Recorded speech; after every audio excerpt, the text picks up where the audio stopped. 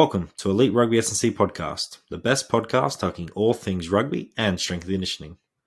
At Elite Rugby SandC, we provide athletes with strength and conditioning programs that provides you with everything you need to become a beast and take your game to the next level. No matter what stage of the year or season, Elite Rugby SandC has a program for you. You can try before you buy, so try our 7-day $7 trial to get a taste of what we offer here at Elite Rugby SandC. So take your game to the next level, become a beast, and join Elite Rugby SandC today.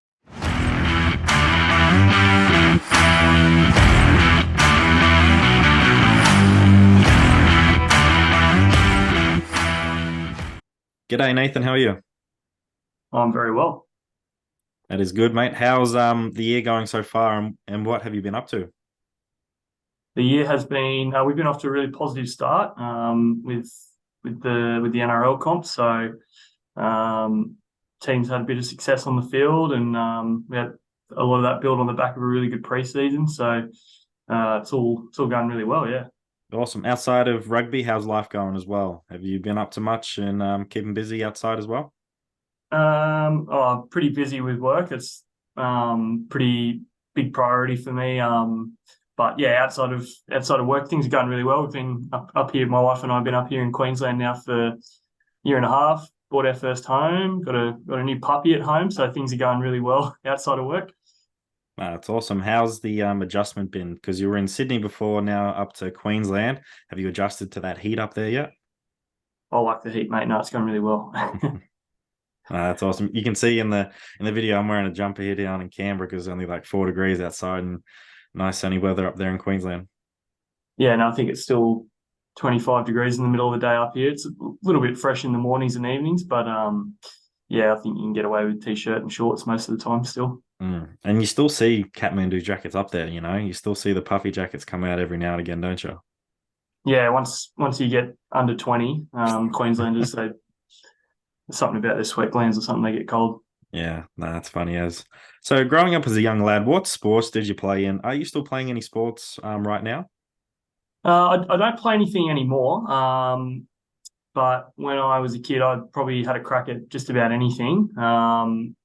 Primarily, I played a lot of rugby league and rugby union up until maybe around the age of 14 or 15. And then the sport I was most passionate about probably would have been cricket. So I played a lot of cricket, and I was still playing up until a couple of years ago on and off.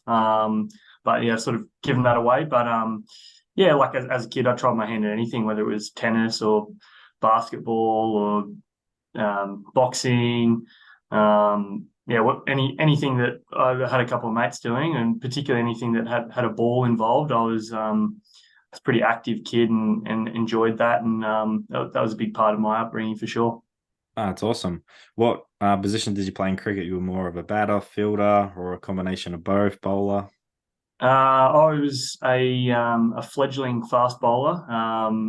They didn't come out as quick as I would have liked, but that was definitely sort of something that sparked my passion, I guess, for training. Was the need for speed, I guess. Like I wanted to bowl faster, and that sort of started my journey into trying to learn how to train myself, and eventually sort of pursuing S&C, I guess. And yeah, that's sort of where the journey started.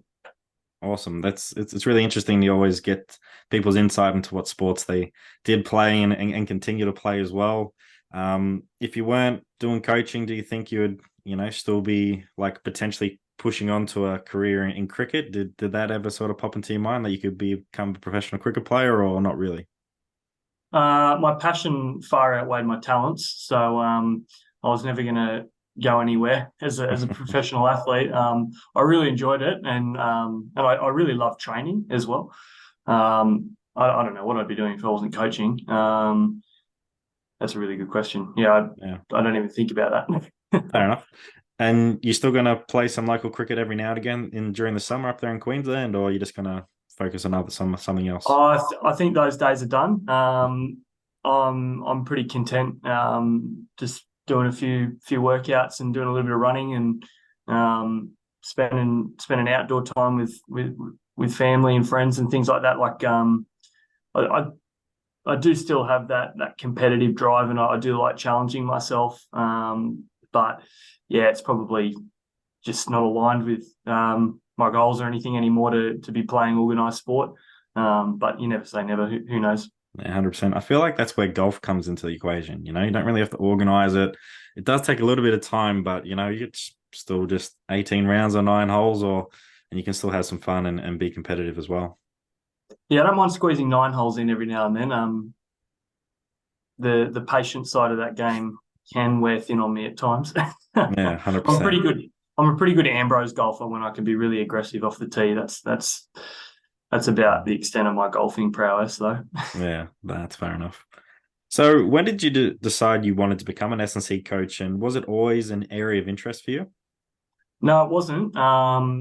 It was probably not until I was around 22 or 23 that I really sort of decided that that's something I wanted to pursue. Like I mentioned before, it was through my own sport and playing and being a cricketer where I wanted to improve myself. I I really got into my own training, but I probably didn't really know that strength and conditioning was an industry or a job that or a profession that you could pursue. And it wasn't until I was sort of looking into aspects around my own training that I kind of discovered that these people who are making these recommendations around things that you should do are strength and conditioning coaches, and that's their full-time job. And when the penny dropped, I suppose that was something you could pursue or do as a job. It really excited me, and it sort of gave me a way to sort of test myself at the highest level within the sport without necessarily relying on my pretty poor skill levels. So without being a player, the next best thing for me was being able to coach. And I love it, and can't see myself doing anything else now.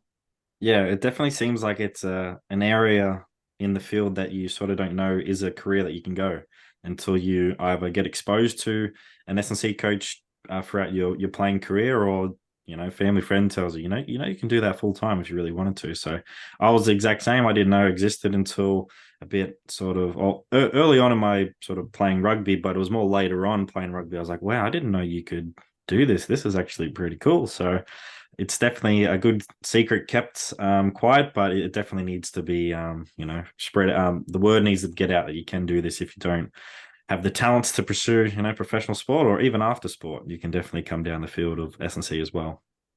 Yeah, for sure. And like when I grew up, where I grew up, like there weren't any organized academies, or I don't even know if there would have been someone that was a qualified strength and conditioning coach in the postcode where I grew up, mate. Like it wasn't really a thing. But as I've started to work my way through my journey in this career, I've seen the explosion in high school strength and conditioning, and the professionalization of academy programs and things like that, where more younger kids are getting exposure to it at an earlier age, and spreading the good word, which I think is really important, not just from an athletic development perspective, but just like a general life skill, I think, in terms of knowing how to train for performance, and being able to get the most out of your body. I think that's pretty important for even the general population as well.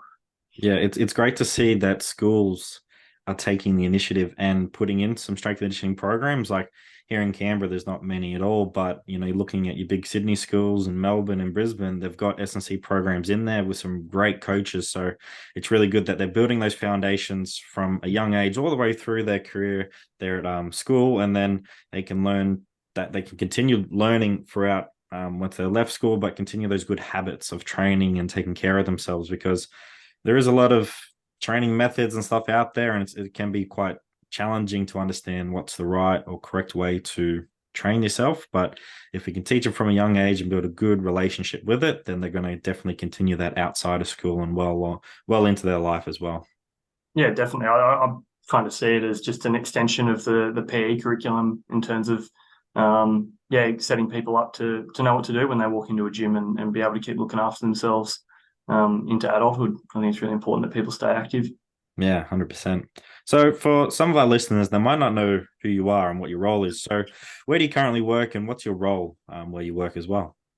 Yeah, so currently I'm the rehabilitation and speed coach at the Brisbane Broncos in the NRL. So I've sort of got two prongs to that role where I'm primarily responsible for programming and delivering our speed agility uh, program to all our NRL players. And then the other prong to that is working with our guys in rehab and reconditioning them. I work closely with our physiotherapists. They'll give me some guidelines around what's appropriate for athletes and things like that. They're the experts on the actual injury side of things, but then I'll work with those guys to make sure that they're developing other aspects in terms of their physical qualities that they don't normally get the time to really dedicate to, but also making sure that they're well conditioned, aerobically fit, and ready to go when they reintegrate back into skills training and or performing and playing again. It's a very interesting area, being that the rehab coach and the speed coach, and it feels like for me that there's more opportunities like this coming through. Um, what have you found so far being that specialist rehab? Has this been an area that you've worked in before, or you've delved in it a little bit, but now you're the sort of the main lead in that? Like, what's been your experience in there, and how are you finding it so far? The rehabilitation side of things is actually quite new to me. It's definitely something that I'm still learning about as I go.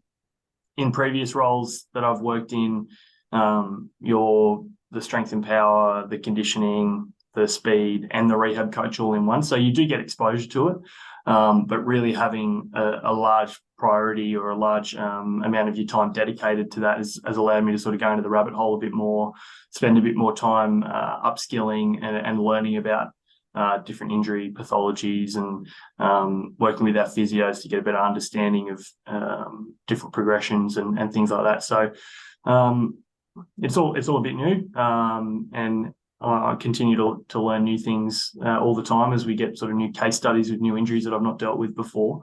But I'm just sort of seeing it as an awesome opportunity to develop my skill set in that area, and I'm really enjoying the challenge of it for sure. When you do get a new injury, are you just like, how the hell did you do that, mate? Like, geez, couldn't you just get a normal injury for me?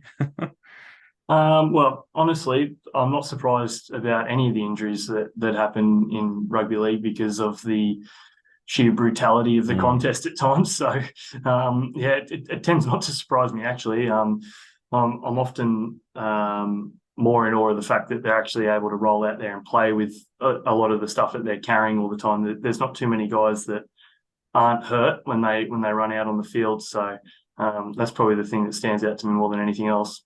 Yeah, Adam Reynolds is one of those players that just comes to mind straight away with playing through injury and just being able to still perform and still be an elite halfback in the league while still only maybe being at 70%. He's got all those little niggles and stuff, but he can still go out there, lead his team, and do a fantastic job at it as well.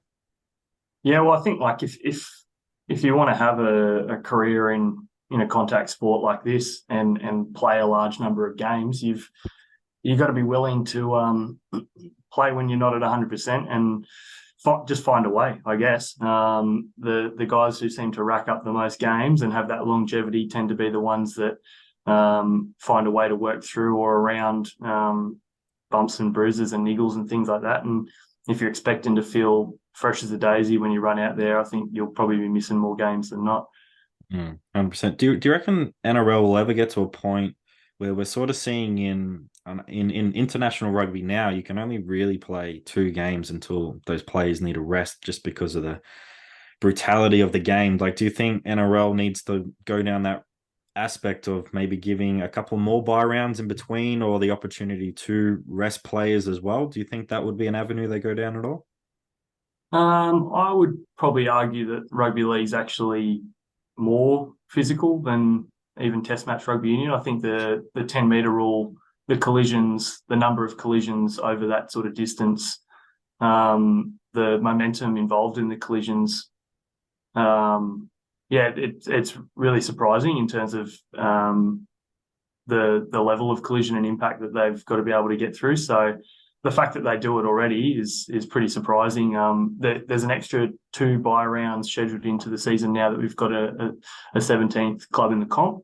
So we'll play, I believe, 25 games this season across 27 rounds, something like that. And yeah, you've got to keep backing up. Like I said, it's the thing that stands out to me is the fact that they are able to keep rolling out week in, week out. I suppose if you want them to feel 100%, then yeah, you would need to give them every second week off. But we've got a squad of 30 guys, and you got to pick 17 every weekend. It's probably 5 or 6 of those guys that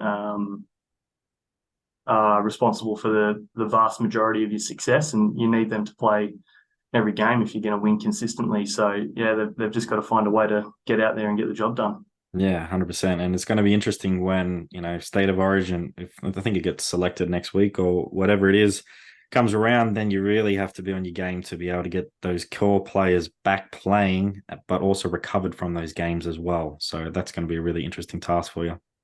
Yeah, it's a huge challenge, definitely.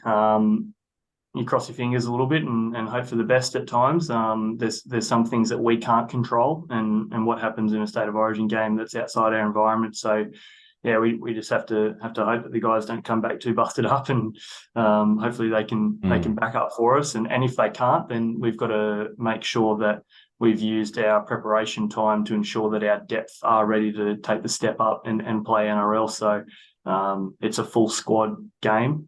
You do need every one of those 30 guys on your list throughout the course of a season. So you got to make sure that you're giving everyone their or paying enough attention to everyone to make sure that they're ready and raring to go when they get their shot, so they can contribute and you can keep winning games. Yeah, 100%. The depth is so crucial to the sport. So what's it like working for the Broncos? I'm sure that's a question you get asked by other SNC coaches and just people you just talk to in your family or friends. So what's it like working for one of the most successful NRL clubs in Australia? It's really exciting, to be honest. I've been in awe of the spectacle that they put on when you got a primetime Friday night game at Suncorp. The crowd, the atmosphere, the energy. Like you can tell that everyone in the city is really heavily invested in how the Broncos go, and with that comes a lot of scrutiny. And yeah, to be honest, in my previous role, we didn't have that sort of attention paid to us, and I wanted to be challenged, and that's why I was really excited when the opportunity to work here came up. So yeah, there's a lot more pressure, but the highs that come with that are pretty high. So it's a really exciting environment, and I'm loving it. Yeah, it's great. That's awesome. Did you get starstruck when you first came there? Like, wow, that's that player, like, and then there's Kevin Walters. Like, yeah, did you get starstruck when you first got there? I wouldn't say I did. I was really lucky that my previous role, I worked at Cricket New South Wales, and we had about 8 Cricket Australia contracted players on our list. So particularly throughout that COVID period, where basically all the Cricket Australia players were doing pre-season with us, I think that's probably where for me, being around household names was probably normalised for me. And initially, I probably was a little more starstruck in that environment. But yeah, when you're working with Steve Smith and David Warner and Pat Cummins day in, day out, coming to the Broncos, it probably allowed me to just see all the boys up here as people and try and get to know them, because that's what you learn about those guys. Well, that's what I learned about those guys in that cricket environment, is at the end of the day, they're just people who happen to play cricket for a job or play professional sport for a job, and you're just there to try and help them get the most out of themselves. So yeah, it wasn't so much a starstruck feeling for me here, but I have had that earlier in my career for sure.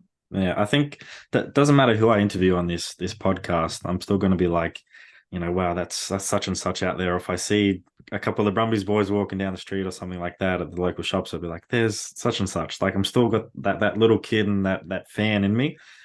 Even if I look serious on the outside, I'm still like, wow, there's that player. So yeah, it's just awesome to for you to be able to work with those athletes, but you just got to remind yourself they are humans, they are normal people, and they just want to be treated like that. They don't want to be treated any differently. Yeah, for sure. I think it is interesting when you're in public with high profile athletes. There's always that funny moment when someone looks at them with that knowing look of, oh, I know you. Mm. And I do that all the time. the players always look back at them like, oh, I don't know you, but I know that you know me. And it's just this weird sort of interaction Mm. that they have to deal with all the time. Yeah, I think that the players get used to that, and I'm yet to meet too many that struggle with that in terms of. I think most of them are pretty polite and quite friendly and approachable with people, which is always good as well. That's awesome. So, what did you take away from your time at cricket that you are now applying in rugby league? Well, cricket's definitely different in terms of the individual side of it. I think cricket is essentially an individual sport within a team setting. And what that means is that the expectations are different for the players in terms of what they need to get out of the support staff. So in cricket, you're really servicing the player the way that they want you to service them. Whereas in the rugby league environment, it's more of an all-in team approach to how we train and how we do things. But what cricket did allow me to do was understand the different dynamics of what makes each individual tick, what their motivations are, what their desires are, and getting a sense of how you can help motivate different people and different characters, and how the mix of different characters is essential to having a strong team. I think maybe an old school approach, not that this is something that we have here, but I think an old school approach in rugby league or rugby union is to kind of have an army of robots with the playing group in terms of I'm the coach, so I'll tell you what to do, and you're the player, and you just do what you're told. But when you get to sort of have that idea in your head of, okay, well, such and such is motivated by trying to help their family at home. Okay, well, that's something that's a heartstring I can pull on to help them get up for a training session when things suck, when they're tired in pre-season and they want to rest. Or alternatively, you might have a player who's motivated by developing a legacy, and again, that's something that you can draw on to help them keep performing in training, so that they're able to improve their performance on the field. And I feel that cricket really helped me understand the differences in players and their personalities and things like that, and that's allowed me as a coach to probably build those stronger connections with different individuals.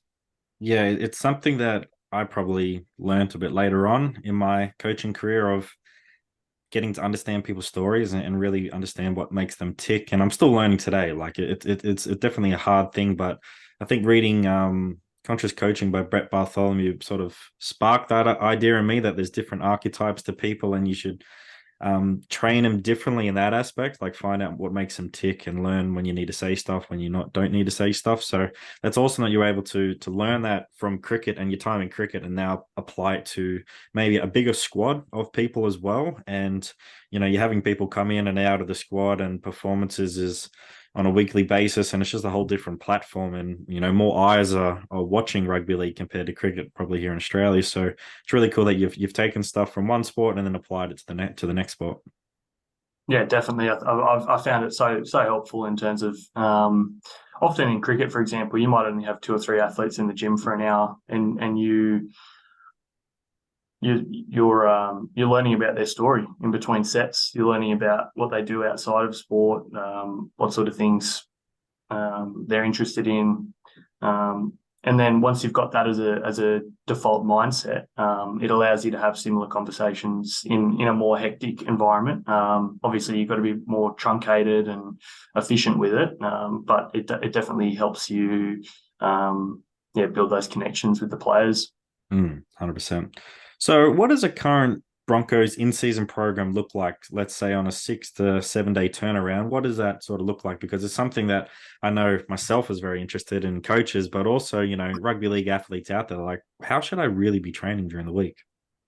Yeah, there's a few different philosophies around how to schedule a training week. The way we tend to do it, and most coaches and teams would do this, is first and foremost work back from the game.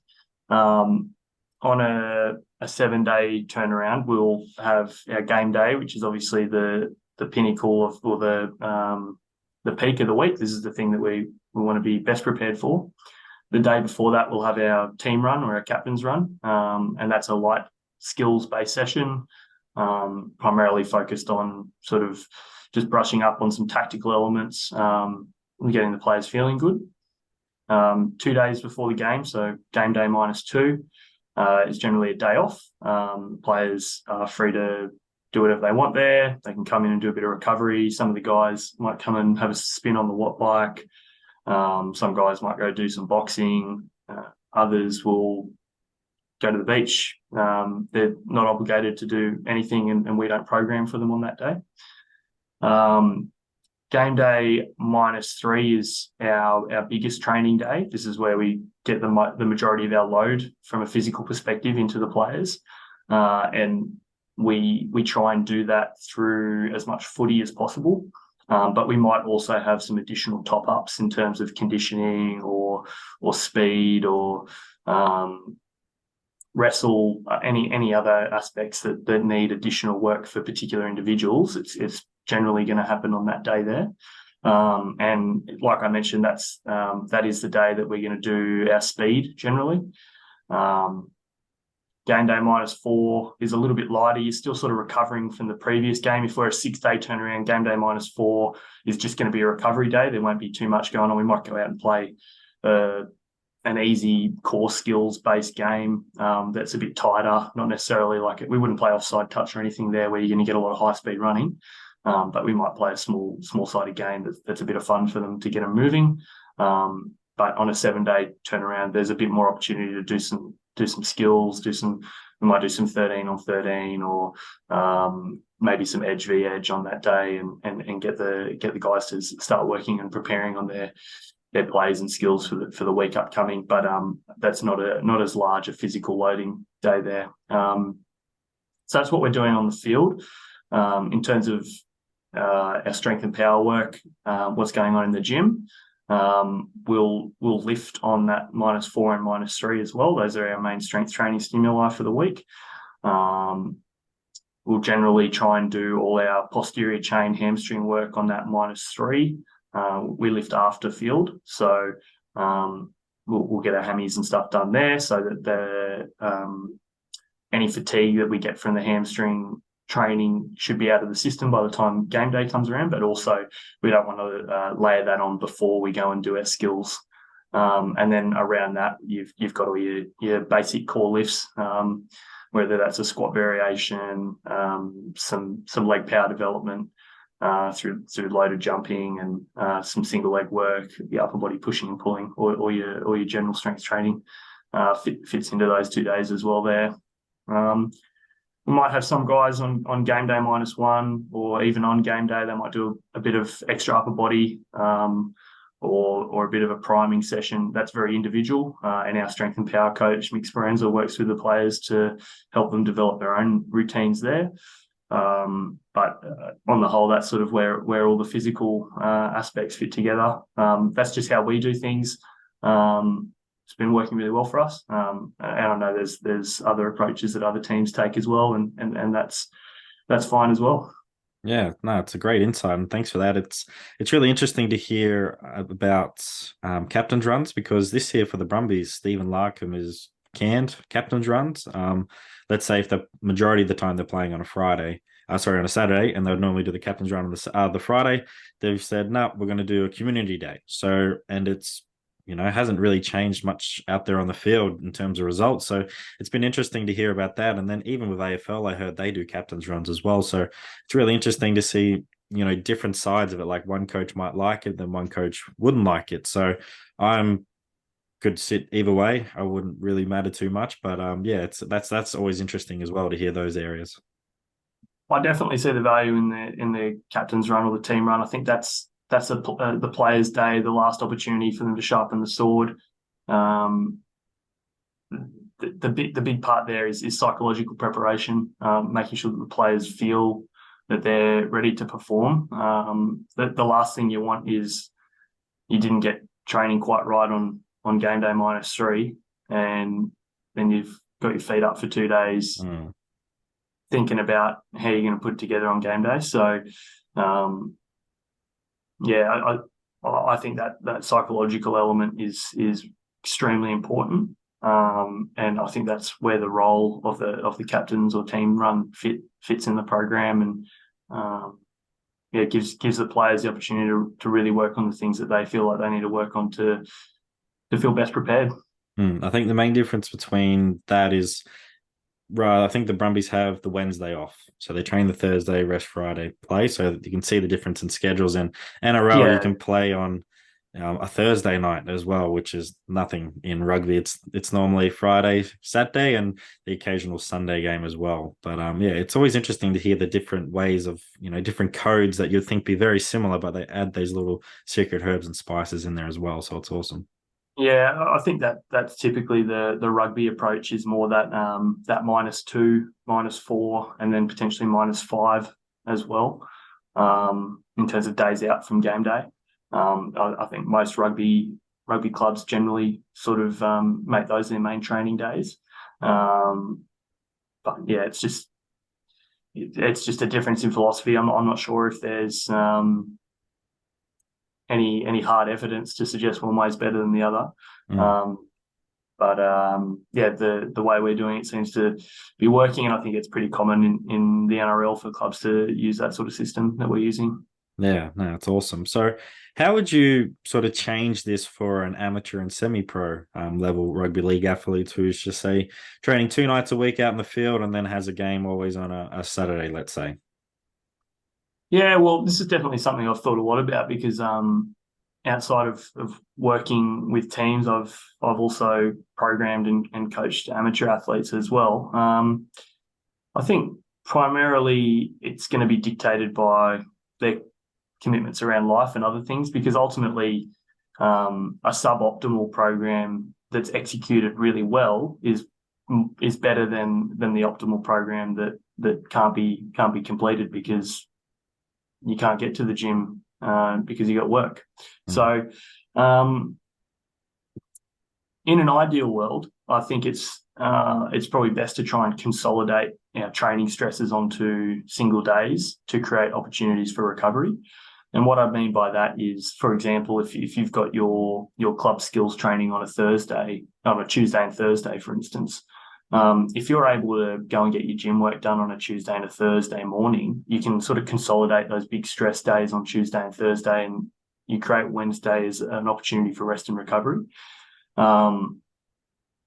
But that's not always doable. If you work a trade and you've got to be on the tools at 6:45 in the morning, it's pretty hard to go to the gym before that. So in that case, then yeah, you're going to probably need to lift on Monday and Wednesday.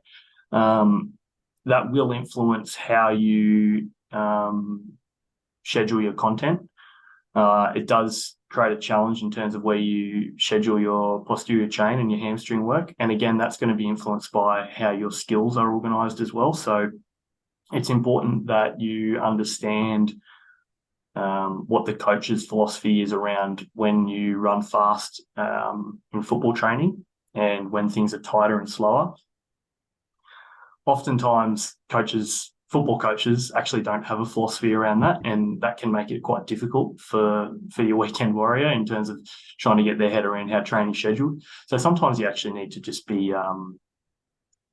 be able to adapt. You can have a program that says you do hammies on a Wednesday, but sometimes you just might not get the opportunity to do it, or you might need to wait till the end of training on a Thursday night and grab a buddy to grab your ankles and bang out some Nordics after the field, or find a way to organise training so that your strength and power training doesn't detract from what you're doing on the field, and complements it as best as possible. So, to be honest, there's so many moving parts. It's hard to give you a solid, straight answer. It's very much case by case in terms of understanding where the components of the football skills training fit, what the constraints are around access to facilities and the times that you can do additional strength and power training, and then trying to best organise those elements so that it all works together harmoniously rather than burning the candle at both ends. Yeah, 100%. But it also sounds like you've given plenty of solutions as well. So if you do have a coach who likes to mix up training every week or so and say, oh, Tuesday we're actually going to be running fast instead of Thursday.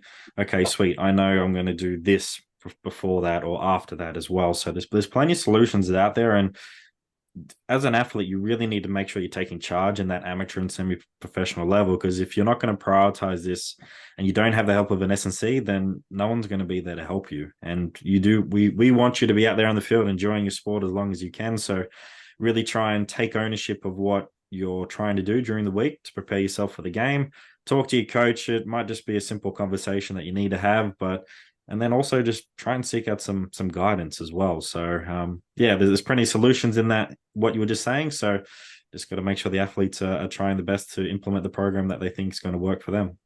Yeah, for sure. I suppose like some general rules of thumb is you want to try and find a place for your posterior chain work to go so that you're not then sprinting while they're fatigued. So we don't want to do RDLs and Nordics the morning before we've got speed in our footy skills. And then I would also just try and organise your strength and power work so that it's the program is robust. And what I mean by that is that if something changes in the other aspects of training, it doesn't completely derail how your strength and power training is organised. So this is why like full body programs are often preferable over body part splits or upper body, lower body splits, because if something goes a little bit out of whack, your upper body, lower body split can no longer work. Whereas if you've got a full body program, you're getting smaller but more frequent exposures to things that tend to be able to be done more consistently, I suppose. So I'd definitely be trying to think about how you can organise training to sort of follow those sort of principles, I guess. Yeah, 100%. And you avoid overdoing it as well when you're doing the whole body, unless you're doing 10 sets or something, and then it's just a different story. But yeah, you avoid overdoing it in that whole body area, and you're able to recover and really maximize your gym session as well. And you shouldn't feel too sore the next day and should be able to train, recover, and best prepare yourself for the game. Yeah, for sure. Hi, everyone. We just want to take a quick break from this episode. We hope you're enjoying this episode so far and all the content we have produced. We appreciate all the support from our listeners and followers so far. If you haven't already, sign up to Elite Rugby SandC blog today. We provide free exclusive content every single week to our subscribers. You'll find our website link in our bio below. Remember to like, subscribe, and share Elite Rugby SandC on all social media platforms to all your family and friends. Thanks again for all your support, and now back to the episode. So how does speed fit into the equation for that semi-professional amateur athlete? Are they trying to do, say on the Tuesday, trying to focus on more of that VMAX, and then on the sort of Thursday, it's more the shorter, sharper type of stuff? What would you think would be the most optimal for those rugby league athletes? Generally, if I suppose your typical club footballer is probably going to be training on a Tuesday and a Thursday, and they're going to be playing their footy on a Saturday. I would try and do more of an agility acceleration-based warm-up on a Tuesday. You're still recovering from the previous game. It gives you an opportunity to spark the system up and get moving without too much residual fatigue. And then your Thursday, I'm just looking to bank a really high-quality, fast, open effort where you're in your upright sprinting. It's not just an acceleration. It's really you're up tall and you're at top speed. You probably only need 1 or 2 exposures above sort of 90% of your top speed per week to stay robust and resilient. If your footy coaches play lots of speed games or they've got drills that are open and fast, you might not actually need that stuff that often. So it's about complementing what you're not getting in footy. For instance, in our environment, we've got the benefit of using GPS to monitor what players have done, but oftentimes we'll have players who've gotten 2, 3, 4 exposures to over 90% of their top speed in a game, particularly if we've been able to move the ball around and score some long range tries, which means that they don't need to do a speed exposure in training throughout the week because we know that they've gotten that already. So be smart with what you're getting and what you're not getting through training and games.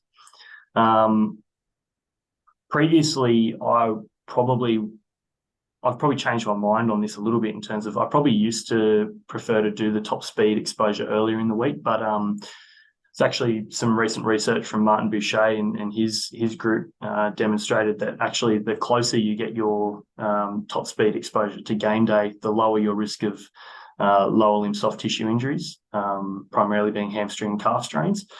So I'm probably less scared of doing that later in the week now. And their research actually showed that game day -2 in soccer, which is obviously a little bit different, but the physiology is still very similar. Game day -2 is actually the lowest risk day to get your max velocity exposure. So yeah, I'm a little less worried about doing that later in the week. And yeah, like I said, in our environment, our game day -4 sort of ramps up into our -3, and our -3 is our big, hard and fast training day. So yeah, we try and bank a lot of the high intensity stuff there. And yeah, similar sort of thing if you're training on a Thursday, which is a -2, yeah, that's probably the day to run fast. Awesome. What sort of distances would you recommend on that Thursday for that speed, and then also on the Tuesday for that acceleration?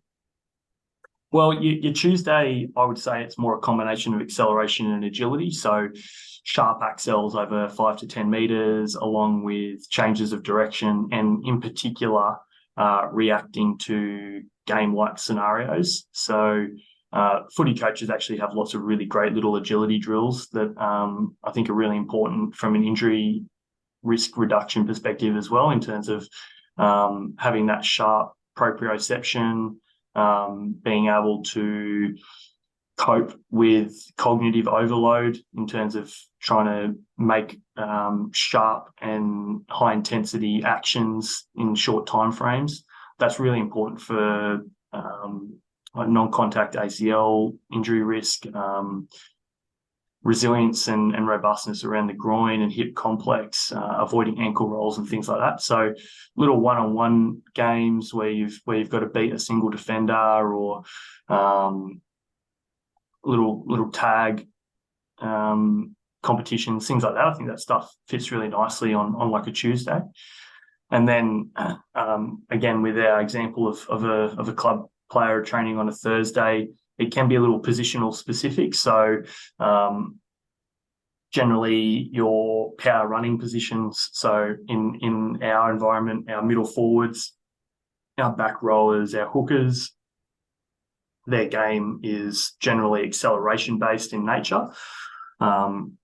They still need those 90% plus exposures to ensure that they're robust and resilient, but we can do that with an acceleration focus by working up to around 30 meters. So most of them will get a 90 plus exposure within 30 meters. And then for our outside backs, generally they need a little bit more time to get up to speed, but also they need to be able to cope with larger volumes of very high speed running and sprint running. So we'll extend them out to both give them more of a chance to get that 90% plus, but also then spend more time above 90% plus.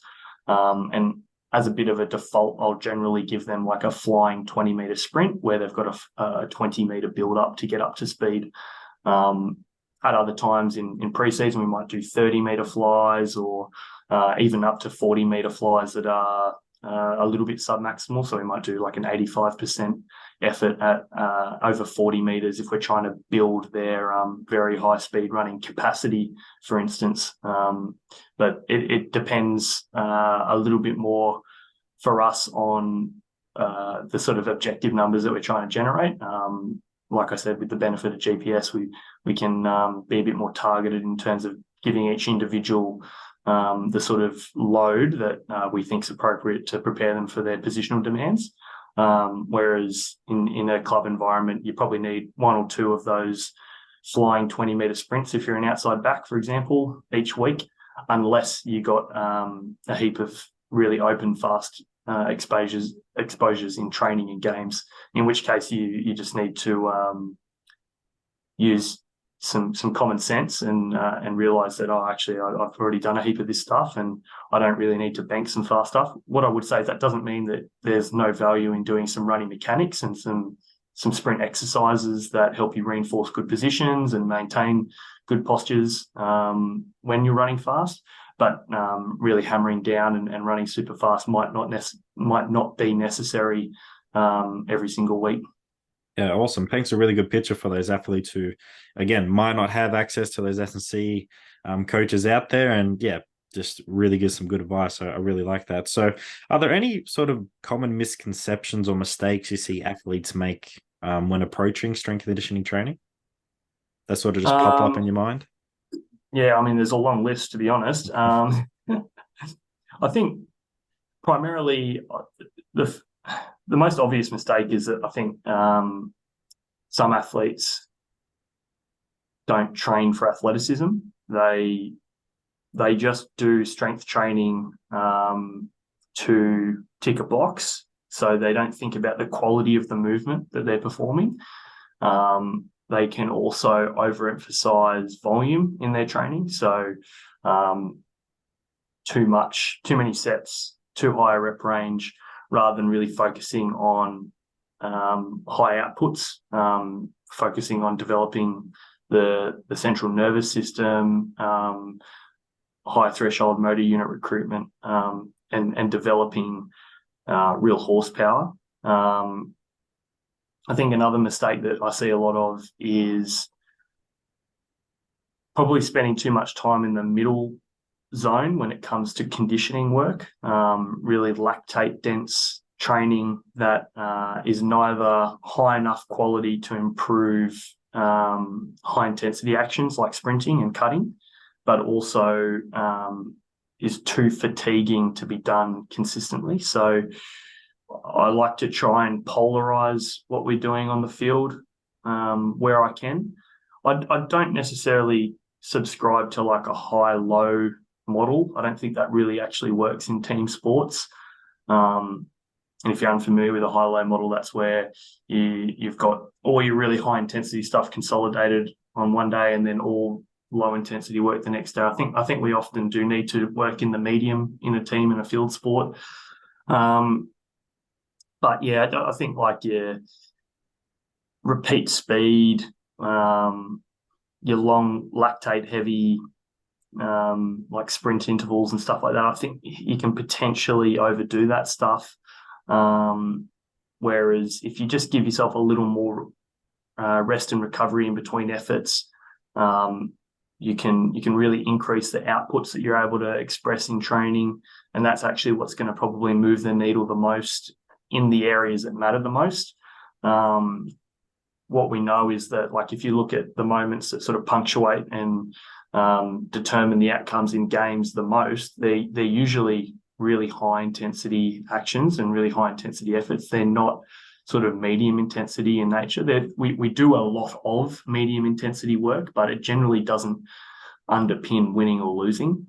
It's the ability to express speed and power at maximal or near maximal intensities, and to develop those qualities, you need to give yourself enough recovery to have that intensity in your training.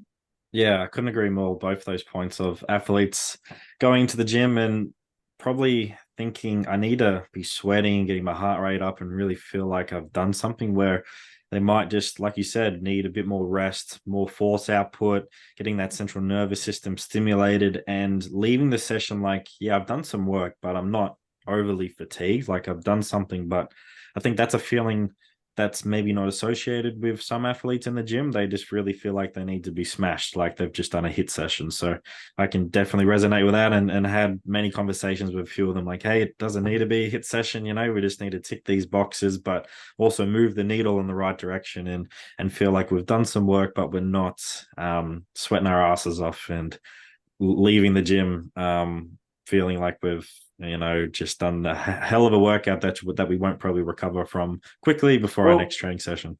yeah, I mean, you can feel like you've done a hell of a workout with high intensity training that has appropriate recovery in it too. Mm. So you can achieve that sensation if that's what you're after. But yeah, like instead of doing everything on the minute or throwing in a bunch of mixed training methods in between things, like if you're really focusing on high quality, high output stuff in the gym, you can in an hour you can get through some high density work that's really going to move the needle Yeah, as well. 100%. And I really like that point of out in the field as well, making sure that you're giving a lot of rest time as well for those higher intensity efforts. This year for my Aussie Rules boys, I think that's something that I really, really prioritize, because I knew going into the sport, they love to run. They will just go for 6, 8 kilometer runs. I'm like, that's cool, but it's not really what we're doing in the sport of, Aussie Rules. Like you're doing a lot of short, sharp efforts, getting a bit of rest in there, but just doing that constantly. You're never just going for a big run. So for Yeah, me there, this there year. is there is a balance to it as well. Like I don't think you do need the athletes to stand around for 3 minutes and do nothing in between Mm, efforts either. I think that's probably excessive. You can almost get away with walk back recoveries for speed exposures. If you really want to drive the needle in terms of speed development, you probably need to eke out an extra 30 to 60 seconds after a mm. walk back. But in terms of what we need to do in season, if we just need guys to bank a 90% exposure, they can probably do that with a walk back recovery. There's probably enough there for them to get to that level. But if we want to consistently get 97, 98 for multiple reps, so that we can develop speed qualities, then you definitely need more recovery and more rest in between reps if you want to be able to generate those outputs more than once. 100%. So just work at your work to rest ratio, and don't be afraid to put in, a 1 minute rest between, like halfway through the whole set, or you're doing multiple 1 minute rests, but say you've done 6 reps, rest a minute, six rests, four, like it doesn't matter what it is, like just something like that can make a really big difference to that, and really make sure that you're getting that quality of work like you've been talking about. That's all we want, is really good quality of work, and making sure that we're targeting the thing that we want to get targeted. Yeah, for sure. So just conscious of time and stuff like that. When you're not coaching or creating Instagram reels that sort of put the rest of us to shame, there's some great stuff on that on Instagram page you got there, mate. What else do you like to get in your spare time? Is there certain like Netflix you like to go watch, or you like to go listen to, certain artists, live music, go down to the beach? Like what else do you like to do? I'm not much of a TV watcher, I'll be honest. I like a good movie, so the wife and I will try and watch a movie when there's no footy on. Yeah, like I mentioned before, we got a new puppy at home, so we're spending a lot of time with that, taking that for walks and taking it down to the beach and trying to get out and about with that. So yeah, we enjoy the outdoors, whether that's going for a walk or a hike or getting down to the beach, that sort of stuff. I'm pretty good at switching off when I get home. I tend not to take the laptop home and don't think about work too much once I go home. So I just like to relax and unwind for the most part, mate. I'm not full of hobbies, but yeah, just like to try and take it easy and switch off. Spend time with family and friends and things like that. But yeah, I'm pretty simple character and don't do too much that's too exciting, to be honest. That's good. Being able to switch off is definitely a hard thing for us to do, and bringing work home as well. Like it feels like you sort of need to at times, but if you can have that really good balance, and maybe forget the laptop because you left it at work, that's a great way to sort of switch off. Yeah, no, I'm a big believer in, for the most part, not bringing the laptop home. If I need to spend a bit more time at work to get something done, I would rather stay at work and keep work the workspace. And then when I get home, like I'm not doing work. It's downtime. So I try not to blur the lines there if I can avoid it. Awesome. So if you could only give 1 or 2 points of advice for coaches out there, what would you say? What comes to mind? Um, Particularly with young coaches, I guess I'm a big believer in practicing what you preach and training yourself the way that you train your athletes. I think you get so much out of exposing yourself to the sorts of things and the type of content that you want to deliver to the athletes. I think it's really telling when I see a young coach that, for instance, doesn't do speed training with themselves, but is expected to then deliver speed training content to an athlete. Um, it stands out like a sore thumb, and you can see it pretty badly. So for me, I think you've got to get out there and have a crack yourself. When you're a bit more experienced, it probably isn't as important, but until you've sort of got those reps under your belt, I think it's really hard to empathize with your athletes if you haven't had a crack at that stuff yourself. You get a lot more buy-in from your athletes when they know and trust that you can do this stuff yourself as well. I know some older coaches will say that the only thing that matters is that they won't care what you know until they know that you care. But there is definitely something to be said for being able to walk the walk as well, particularly when you're working with a new group. And then the next thing I reckon is just like not being scared of taking risks and putting yourself out there and failing. I think it's really important that you fail forwards. You just say yes to everything, take any opportunity that comes up, and just have a crack at things. Because as a young coach, you can put a lot of pressure on yourself to deliver a good session every time. But in 5-10 years, no one's going to remember or care what you did when you were 6, 12, 18, 24 months into your career. But you can learn so many valuable lessons in that period. So, I reckon just don't be too conservative. Don't be scared of making mistakes, and most importantly, put yourself out there and say yes to opportunity. 100%. I really like, yeah. Just have a crack at everything and see how you go. Yeah, 100%. I really like that first point of walking the walk as well. Like for some athletes, they might need to actually see you do the actual drill. And if none of the athletes there you can trust to do the drill, well, you're up. So you really need to make sure that you're able to do that exercise. And obviously, you don't need to do it to the capacity of the athletes, but if you know how to do it and know how to coach it properly, that's going to create that buy-in, as you said, and it makes it really enjoyable for the athletes as well. They're like, oh shit, he's coming to do it. That's awesome. Like, it's you start building that camaraderie. It's like last night, the second grade were doing a kicking competition for 3 different kicks, and I just was walking past at the same time. I was like, all right, sweet, give me a kick. Made an absolute fool of myself, but at least I gave it a go, and I can kick the footy pretty good, to be honest. It was just the drill was just freakishly hard for me, but for them it was quite easy. So just doing that stuff, it's a great way to build camaraderie and really make sure that you understand as a coach what they're going through and how to program properly as well.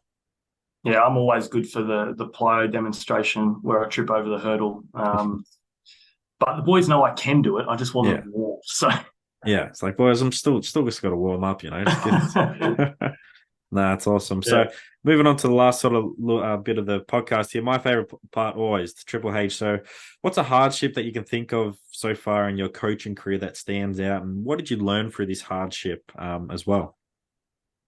Mate, when you sent these questions through, I was pretty stumped. I was hoping you wouldn't get to them. I don't know, mate. Like, I can't necessarily think of like a major setback that's made me question who I am or what I do. I think there's lots of little lessons along the way. But I tend to um, just focus on trying to do the best job that I can every day, and um, trust that things will work out, I guess. Yeah. Yeah, so sometimes it does. You can't really think of ones, but there's all these little ones you're like, yeah, I've learned from straight away, and I'm going to take it on to make sure that never happens again. So, yeah, there's Yeah, plenty of little embarrassing anecdotes that I don't want to share, but yeah, well, there's nothing yeah, nothing too bad. there's probably ones that you've just forgotten already, and you just yeah, okay, move on. So hero, who is your hero, and why is this person your hero, or if you have multiple heroes? Well, I don't know if I look up to heroes at the moment, but I definitely had them as a kid, and as a young cricketer, I really loved watching Brett Lee and Sean Tate as fast bowlers, and I think my journey as an athlete was quite was largely molded by wanting to be like those guys. So they're two guys who bowled like the wind, 160k an hour fast bowlers. And I think that sparked my passion for wanting to bowl fast, which then sparked my passion for training. So I can really see those two as quite influential in terms of the journey that they sent me down. So yeah, those two really stood out to me when I reflected on that question for sure. Mm. And I'm just thinking in my head right now, which one would I want to face if I had to face six balls? You know, Brett Lee's more, I would say, a little bit more accurate, but Tate just had that, oh, that like just velocity and just unleashed it at you. So either way, I'd be screwed. But yeah, I just couldn't think of who I would want to face. Yeah, I think a lot of the batters of that time were probably a bit more worried about Sean Tate, because if he didn't know where the ball was going, what chance did they have? Yeah, 100%. Yeah, it's definitely a sport that you don't think too much about, but when you think about it, like you're standing there and facing 150 to 160 kilometers an hour ball, like that is crazy. And then having to catch that with your bare hands, yeah, I'm good, thanks. Yeah. And the last one, highlight. What is a highlight that stands out so far in your coaching career? um, I don't think my biggest highlights have happened yet, mate. I feel like there's so much more to work towards. I'm definitely not satisfied with any achievements yet. So there's been some really nice moments along the way. I think particularly when you work with younger athletes and you see them take the step into professional sport, I think there's something special about those moments. Seeing young guys and girls that you've worked with make their debut for whether it's a professional club or representing their state, or underage representing their country, even playing for Australia. So that's always a special moment, and I still like to send a message through to any of the guys or girls that I used to work with in cricket in particular when those opportunities come up, just to congratulate them and let them know that I'm still riding the journey with them. I was lucky in cricket that we had a lot of success across academy and senior cricket when I was there. So we won a few things, which is really cool. But yeah, like I said, I still think there's plenty more highlights to come. So I'm more focused on looking forwards and looking back. Yeah, it's really nice to have that. Even if you only train that athlete for 6 months or 8 months, but you still had a positive impact, and seeing them continue to grind and work hard and then achieve what they wanted to achieve. It's really special as a coach to be able just to have a little bit of help in there to help that athlete along their career. Yeah, I don't know how much of a difference I made, but you definitely ride the journey with them, that's for sure. 100%. So, who should be my next guest on the podcast? Is there any coaches or athletes that sort of stand out in your mind that should jump on for a chat?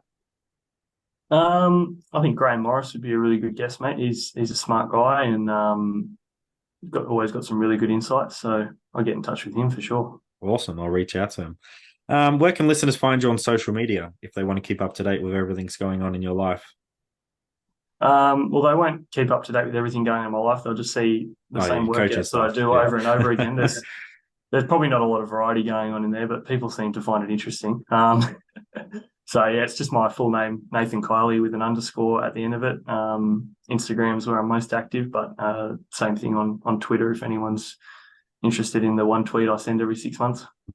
Awesome. So thanks again for joining me today. It's been great to get to know you more as a person and really understand what you're trying to do up there in the Brisbane Broncos and understand also your sort of path towards that as well. I got a lot of stuff out of this, and I know the listeners as well. And like I told you before the podcast started, we're definitely going to get you back on again and really go down a couple of those rabbit holes as well to really pick your brain and get all those knowledge bombs out of there as well. So thanks again for joining me today. It's been awesome.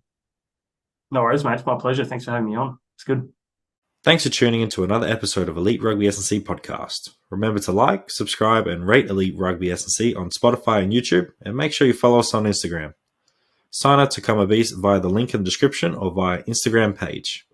Also, don't wait, make that good decision and join Elite Rugby SandC today and take your game to the next level.